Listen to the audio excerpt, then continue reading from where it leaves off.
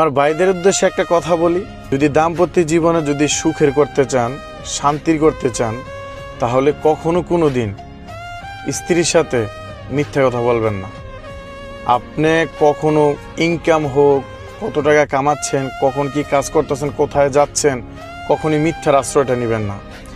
একটা কথা কি, যেই মানুষটা আপনার সাথে থাকতেছে, খাইতেছে, শুইতেছে, ঘুমাইতেছে, ঘন্টার পর ঘন্টা আপনার খোঁজখবর নিতেছে, সেই মানুষটার সাথে আপনি মিথ্যে বলে হয়তো একদিন বা 2 দিন আপনি পার পেয়ে যাবেন, কিন্তু একদিন বা 2 দিন পরে কিন্তু ঠিকই সত্যটা সামনে চলে আসবে। তখন কিন্তু আপনার উপর একটা অবিশ্বাস তৈরি হয়ে যাবে। আর এটা সত্য কথা, কোনো মেয়েদের মন থেকে যদি একবার উঠে যান, দ্বিতীয়বার আর যেতে পারবেন না। আর তাদের মনে যদি একবার অবিশ্বাস ঢুকে যায়, তাহলে পুরো দুনিয়াটা কেমত হয়ে যাবে, কিন্তু বিশ্বাস আর কোনোদিন আসতে চাবে না। অতএব আপনি যখনই যা করেন,